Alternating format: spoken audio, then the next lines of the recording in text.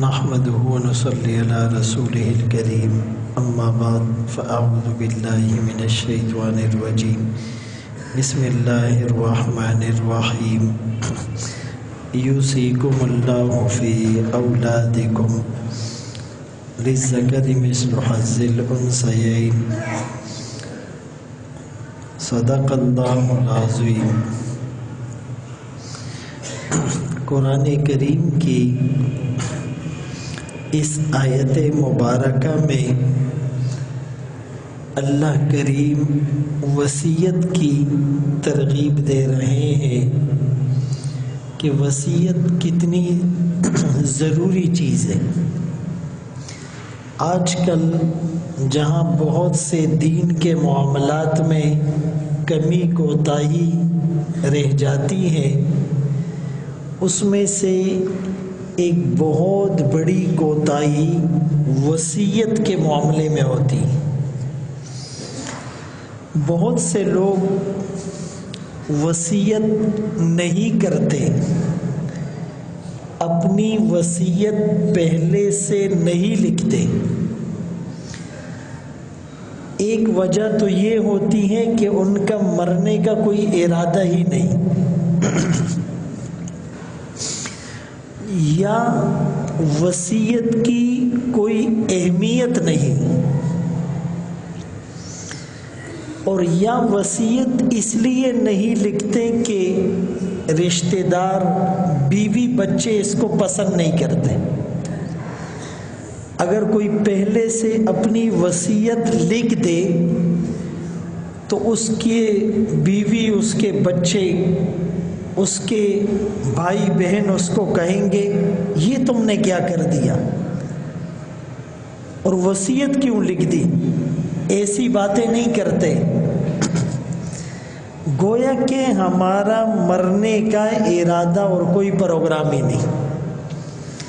رسول اللہ صلی اللہ علیہ وسلم نے فرمایا کہ اگر کسی چیز کے متعلق وصیت لکھنا ضروری ہو اور وہ وصیت نہ لکھے تو فرمایا یہ مناسب نہیں، 2 راتیں بھی تم پر ایسی نہیں گزرنی چاہیے مگر یہ کہ تمہاری وصیت تمہارے پاس لکھی ہوئی ہو۔ ایک انسان جب مر جاتا ہے اور دنیا سے چلا جاتا ہے تو سب سے پہلے تو اس کے کفن دفن کا انتظام ہوتا ہے، تجہیز اور تکفین جسے کہتے ہیں، کہ اس کا غسل کب کون کرائے گا، کفن کا کیا ہوگا، قبر کیسے کھودی جائے گی، جنازہ کس وقت ہوگا۔ سب سے پہلے تو یہ چیز ضروری ہے۔ کفن دفن کے بعد، تجہیز اور تکفین سے فارغ ہونے کے بعد سب سے ضروری کام کہ اس کے قرض کو دیکھا جائے کہ اس کے اوپر کس کس کا قرض ہے اور کتنا کتنا قرض ہے۔ سب سے پہلے میت کے مال سے اس قرض کو ادا کیا جائے، اور یہ تب ممکن ہوگا کہ اس نے اپنی ڈائری میں یہ تفصیل لکھی ہوئی ہوگی کہ میں نے فلاں کو اتنا قرض لوٹانا ہے، فلاں کا مجھ پر اتنا قرض ہے۔ تو وصیت لکھتے ہوئے سب سے بنیادی چیز جس کو لکھنا ضروری ہے کہ کسی کا میرے اوپر اگر قرض ہے تو کتنا ہے، سب سے پہلے یہ چیز ضروری ہے۔ اور اس کے بعد اگر کسی کا کوئی حق میرے ذمے، فرض کرو میراث میں کسی کو کچھ دینا تھا نہیں دے پایا، یا کسی سے کوئی چیز ادھار لی ہوئی تھی اب تک نہیں دے پایا، یا کسی کی میرے پاس کوئی چیز امانت پڑی ہوئی تھی، تو یہ ساری چیزیں وہ اپنے پاس لکھے۔ اور اگر اس نے کسی پر زیادتی کی ہے تو وہ بھی لکھ دے کہ بھائی میرے مرنے کے بعد اگر مجھے معافی کا موقع نہ مل سکا تو اس سے میری معافی کی درخواست کر دی جائے۔ چونکہ جب تک وہ معاف نہیں کرے گا اللہ پاک بھی معاف نہیں کریں گے۔ اسی طرح حقوق اللہ میں اگر کچھ نمازیں اس کی چھوٹ گئی ہو، کچھ روزے اس کے چھوٹ گئے ہو، زکوٰۃ گزشتہ سالوں کی ادا نہیں کی ہو، حج اس پر فرض ہو چکا ہے لیکن اب تک حج نہیں کر سکا، تو یہ ساری چیزیں بھی لکھے وصیت کی صورت میں، اور اس بات کی بھی وصیت کرے کہ میرے مرنے کے بعد میرے جنازے میں تاخیر نہ ہو۔ اکثر ایسا ہوتا ہے کہ دو دن بعد جنازہ ہوتا ہے، میت کو سرد خانے میں رکھ دیا جاتا ہے، تو انسان یہ بھی اپنے ورثاء کو وصیت کرے کہ میرے مرنے کے بعد میرے کفن دفن میں آپ تاخیر نہ کریں۔ حدیث پاک میں آتا ہے 3 چیزوں میں تاخیر نہ کرو، نماز جب اس کا وقت ہو جائے، لڑکا لڑکی جب وہ بالغ ہو جائے، اور جنازہ جب وہ تیار ہو جائے۔ یہ ایک رسم بن چکا ہے، 24 گھنٹے بعد 48 گھنٹے بعد جنازہ ہو رہا ہے، امریکہ سے رشتہ دار آ رہا ہے، سعودیہ سے رشتہ دار آ رہا ہے، گاؤں سے بس میں لوگ آ رہے ہیں، تو اس کی وجہ سے میت کو تکلیف ہوتی ہے۔ تو انسان کو چاہیے کہ اپنی زندگی میں یہ بھی وصیت کرے کہ بھائی میرے مرنے کے بعد آپ کفن دفن میں تاخیر نہیں کریں، آپ جنازے میں تاخیر نہیں کریں، اور میرے مرنے کے بعد کوئی مجھ پر روئے نہیں، میرے مرنے کے بعد کوئی مجھ پر روئے نہیں۔ فرمایا کہ جب میت پر ورثاء روتے ہیں تو اس کی وجہ سے میت کو تکلیف ہوتی ہے۔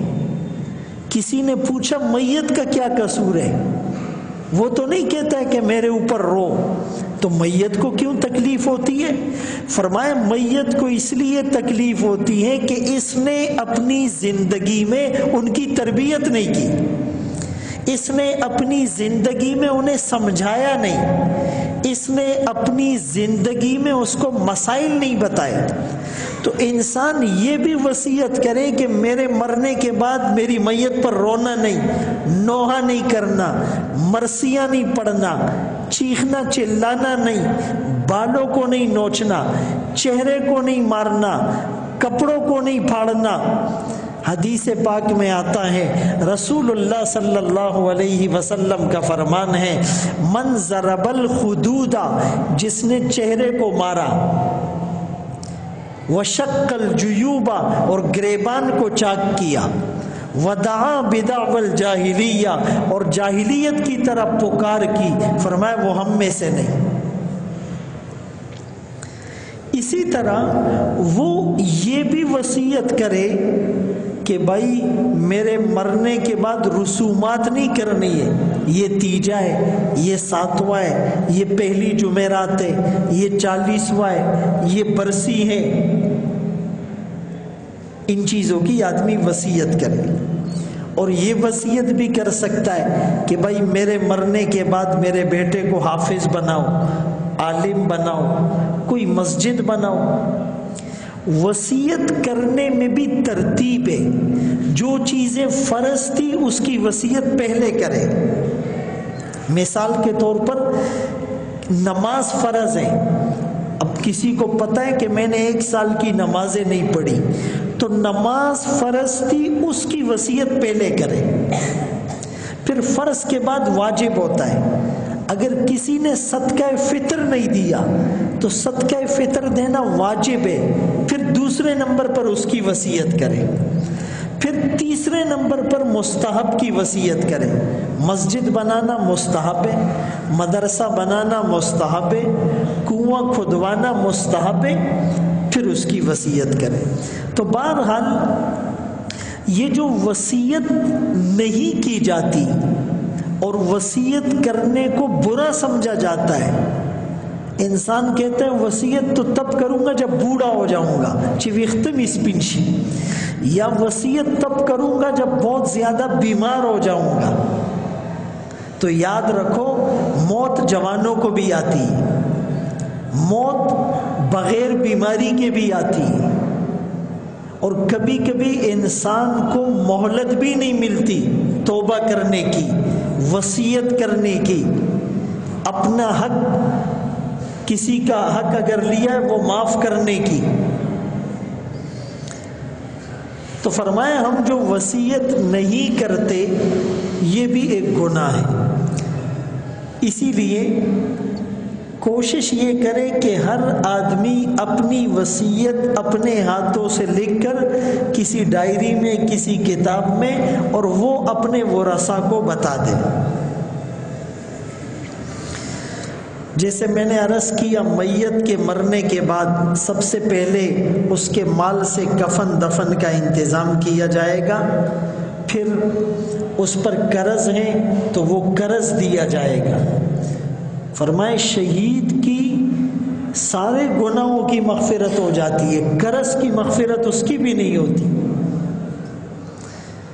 پھر اس کے بعد کسی کے لیے وصیت کر سکتا ہے کہ میرا اتنا مال اس کو دے دو، لیکن وہ وصیت 1/3 1/3 سے کم میں ہو۔ ایک شخص نے رسول اللہ صلی اللہ علیہ وسلم سے آ کر کہا میں اپنے سارے مال کی وصیت کرنا چاہتا ہوں۔ آپ نے فرمایا نہیں کرو، پھر تمہارے وارثوں کو کیا ملے گا؟ تم اپنے وارثوں کو غریب چھوڑتے ہو، اس سے بہتر ہے کہ تم انہیں مالدار چھوڑو تاکہ یہ کسی کے سامنے ہاتھ نہ پھیلائے۔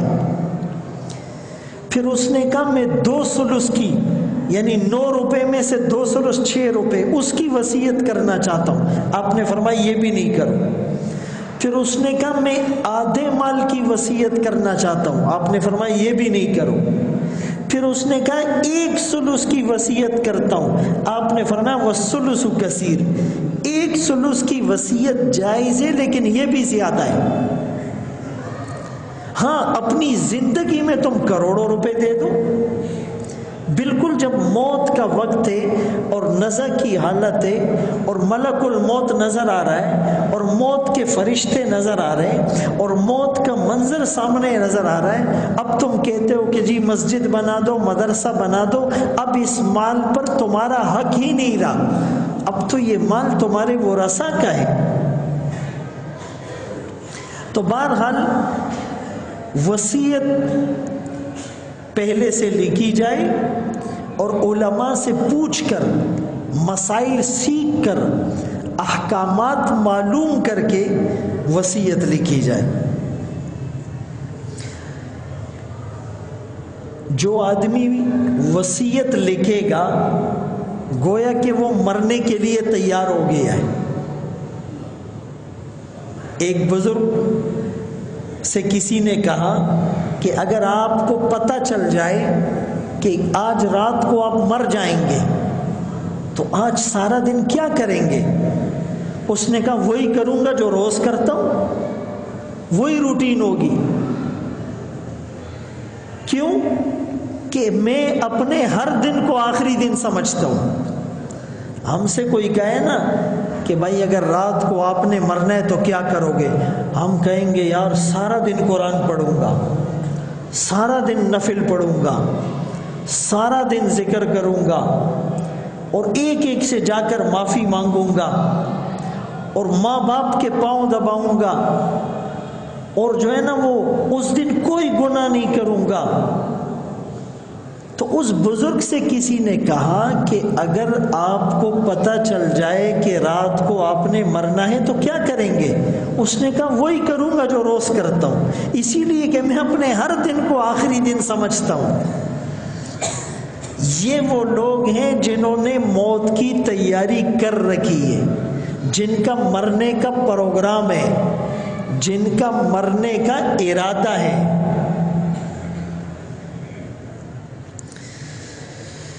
اللہ اکبر کبیرہ۔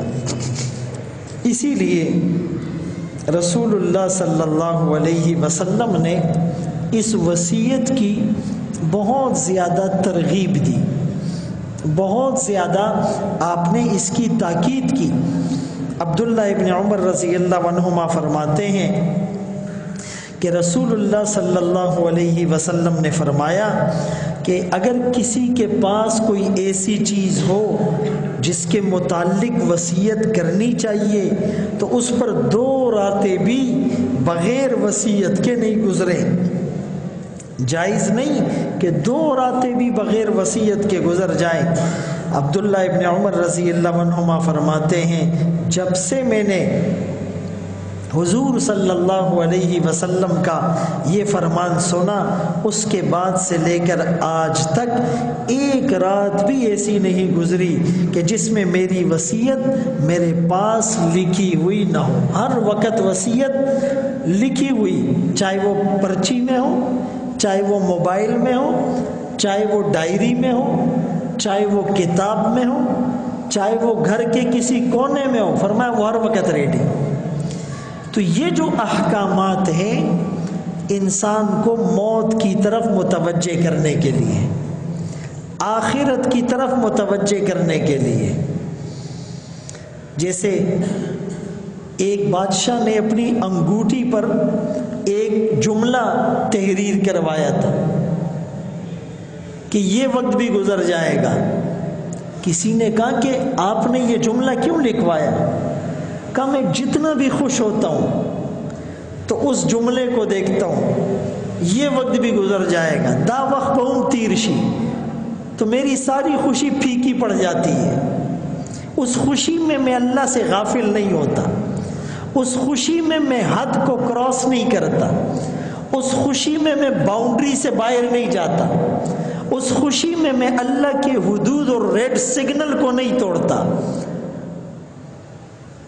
موت میرے سامنے ہوتی، یہ وقت بھی گزر جائے. اور فرمایا جب میں بہت ٹینشن میں ہوتا ہوں، بہت بڑی مصیبت میں ہوتا ہوں، پھر اس جملے کو دیکھتا ہوں یہ وقت بھی گزر جائے گا، تو پھر وہ ٹینشن مجھے اللہ سے دور نہیں کرتی، وہ ٹینشن مجھے پاگل نہیں کرتی. اس لیے کہ سارے خزانے تو اللہ کے ہاتھ میں ہیں. تو یہ وصیت کی طرف رسول اللہ صلی اللہ علیہ وسلم نے توجہ دلائی. ایک دفعہ مسجد نبوی میں غنیمت کا مال آ گیا، وہ ایک کمرہ تھا وہ بھر گیا. تو آپ صلی اللہ علیہ وسلم مسجد میں بیٹھے اور فرمائیں یہ تقسیم کرو تقسیم کرو تقسیم کرو. ظہر کی نماز ہوئی، آپ نے پوچھا سب ختم ہو گیا؟ کہا باقی ہے. آپ گھر نہیں گئے، پھر مسجد میں بیٹھ گئے، کہا تقسیم کرتے رہو کرتے رہو. عصر کی نماز ہو گئی، آپ نے پوچھا ختم ہو گیا؟ کہا نہیں باقی ہے. آپ گھر نہیں گئے، فرمایا تقسیم کرو تقسیم. مغرب کی نماز ہو، عشاء کی نماز ہو گئی، آپ نے پوچھا ختم ہوا؟ کہا جی تھوڑا سا باقی ہے. فرمایا میں اس حال میں گھر نہیں جاتا کہ میں گھر میں ہوں اور غنیمت کا مال باقی رہے. ایک ایک لمحے کا، ایک ایک روپے کا حساب دینا ہو. بیت المال کے باہر ایک کھجور پڑی ہوئی تھی اور وہ پچکی ہوئی تھی، یعنی کسی نے اس پر پاؤں رکھ دیا تھا، مٹی بھی لگی ہوئی تھی. تو آپ نے وہ کھجور اٹھائی اور ایک صحابی کو کہا کھا لو. اس نے کہا مجھے طلب نہیں ہے. پختو کے بھائی مڑا گیڈا فارسی بھائی، ایک آدمی کا جب پیٹ بھرا ہوتا ہے تو اس کو آپ ہلکی پھلکی چیز دو گے وہ نہیں کھائے گا، وہ کہے گا مجھے طلب نہیں ہے. تو آپ صلی اللہ علیہ وسلم نے اس کو صاف کر کے کھایا. فرمایا کہ میں تو کافی عرصہ ہو گیا ہے میرے پیٹ میں کوئی چیز گئی نہیں. نے فرمایا میں تو طلب کرتا ہوں. یعنی کسی بھی چیز کو معمولی نہ سمجھو. صحابہ ایک دفعہ سفر میں تھے تو اپنا واقعہ بیان کرنے لگے کہ ہمارا کھانا ختم ہو گیا، راشن ختم ہو گیا، توشہ ختم ہو گیا، تھوڑی سی کھجوریں تھی اور دن بہت تھے. تو ایک ایک صحابی کو دن میں ایک کھجور ملتی تھی. دا پورا رز دا پارا با یو کھجورا با، پورے دن کے لیے ایک کھجور کہ اسی پر گزارا ہے. تو کسی نے حیرت سے کہا ایک کھجور سے کیا ہوتا تھا؟ فرمایا اس کی قدر بھی تب آئی جب وہ بھی ختم ہو گئی، اس کی قدر بھی تب آئی جب وہ بھی ختم ہو گئی. آج غریب آدمی کے دسترخوان پر 3 قسم کا سالن پڑا ہوتا ہے اور اس کے نخرے ختم نہیں ہوتے. بولا روٹی باسی ہے اور نمک زیادہ ہے اور مسالہ کم ہے اور آج سبزی کیوں بنی ہوئی ہے اور آج گوشت کیوں نہیں ہے. غریب آدمی اتنی ناقدری. یہ جو شادیاں ہوتی ہیں جو بوفے سسٹم ہوتا ہے، اب جب کھانا کھلتا ہے لکا ساروی چیزیں پڑو نہ کھلاؤ کی بھائی، جیسے جانور نہیں ہوتے ان کی رسیاں کھول ایسے بھاگتے پلیٹوں کی طرف. اور پہلے سے جو ہے نا کسی نے 3 پیس پہنا ہوا ہے، کسی نے کاٹن پہنا ہوا ہے، چاہ واسکٹ چھوڑے دے، اور بڑا وہ ٹپ ٹاپ سے بہت سنجیدہ بن کے ایسے بیٹھے ہوئے. ہر سڑے داس ناستے تمامائی چھ ددنس اخیار او ددن سنجیدہ او ددن عزت من بل نشت ایسے بیٹھے. لیکن جیسے کھانے کی پلیٹوں کی آواز آتی ہے نا پھر ایسا بھاگتے کہ بھائی 22 گریڈ والا افسر بھی ایسی پلیٹ بھرتا ہے جیسے زندگی کی آخری پلیٹ ہے. لکا بھائی بس چس دینو نن بے خرم. پھر وہ اتنا برتے ہیں کہ وہ سارا ختم نہیں کر سکتے، وہ بچ جاتا ہے، وہ ضائع ہو جاتا ہے. رزق کی ناقدری کرنا. اسی لیے میرے محترم دوستو، ہم وصیت اپنے پاس لکھ کر رکھیں. اپنے معاملات سب جو ہے وہ اپنے کسی وارث کو بتا کر رکھیں.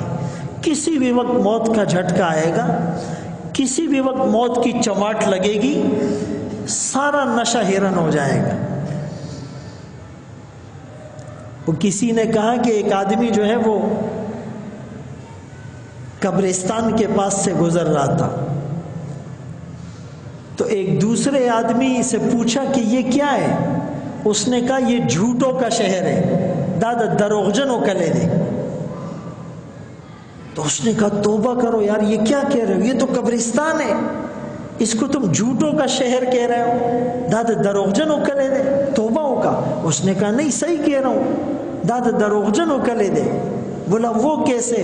بولا یہی لوگ کل جب زندہ تھے تو یہ کہتے تھے کہ بھائی میری دکان ہے، میری گاڑی ہے، میری زمین ہے، میری جائیداد ہے، میری ڈگری ہے اور میرا جو ہے عہدہ ہے اور میں 10 سال بعد یہ کروں گا اور 20 سال بعد یہ کروں گا اور وہ جگہ بھی میری ہے اور وہ جگہ بھی میری ہے. یہ بڑے بڑے دعوے کیا کرتا تھا جیسے اس نے مرنا ہی نہیں ہے. لیکن آج وہ چیزیں کہاں گئی؟ وہ صدارت، وہ وزارت، وہ ڈگری، وہ منصب، وہ عہدہ، وہ اولاد، وہ طاقت، وہ جوانی، وہ حسن، وہ مال، وہ بیوی، وہ بچے، وہ ساری چیزیں کہاں گئی؟ جھوٹے تھے. اس نے کہا بات تو آپ کی ٹھیک ہے. میں نے ایک واقعہ پہلے بھی سنایا تھا، غالباً حسن بصری رحمۃ اللہ علیہ کے بارے میں آتا ہے کہ ایک میت کو دفن کیا جا رہا ہے، قبر کے سرہانے لوگ کھڑے ہوئے. تو حسن بصری رحمۃ اللہ علیہ نے ایک آدمی سے پوچھا کہ یہ مردہ، یہ جو قبر میں بھی اس کو ہم دفنا رہے ہیں، یہ مردہ اگر زندہ ہو جائے تو کیا کرے گا؟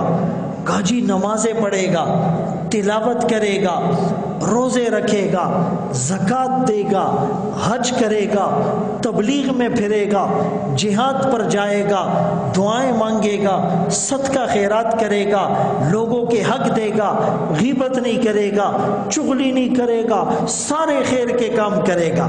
حسن بصری رحمۃ اللہ علیہ فرمانے لگے یہ تو اٹھ کر نہیں آ سکتا ہے، ہاں تو یہ کام کر سکتا ہے، میں یہ کام کر سکتا ہوں، ہم کیوں نہیں کرتے؟ ہر آدمی اگر دل میں سوچے نا، وہ کہتا ہے یار تیرے بھی دن باقی ہے، تیرے بھی دن باقی ہے، یہ جواب ملتا ہے. اسی لیے مرنے سے پہلے مرنے کی تیاری کرنے والے کو رسول اللہ صلی اللہ علیہ وسلم نے عقل مند کہا. اور اپنی موت کو اور مرنے کو بھول جانے والے کو رسول اللہ صلی اللہ علیہ وسلم نے بے وقوف کہا۔ ہم ایک دوسرے کو بے وقوف نہیں کہہ سکتے، ہر آدمی اپنے آپ کو حدیث کے پیمانے پر پرکھے، اس کو جواب مل جائے گا کہ وہ عقل مند ہے یا بے وقوف۔ اللہ عمل کی توفیق نصیب فرمائے۔ استغفر اللہ العظیم الذی لا الہ الا هو الحی القیوم واتوب الیہ۔ یا حی یا قیوم برحمتک استغیث اصلح لی شأنی کلہ ولا تکلنی الی نفسی طرفۃ عین رب اغفر وارحم انت خیر الراحمین وصلی اللہ تعالی علی خیر خلقہ محمد وآلہ واصحابہ اجمعین برحمتک یا ارحم الراحمین۔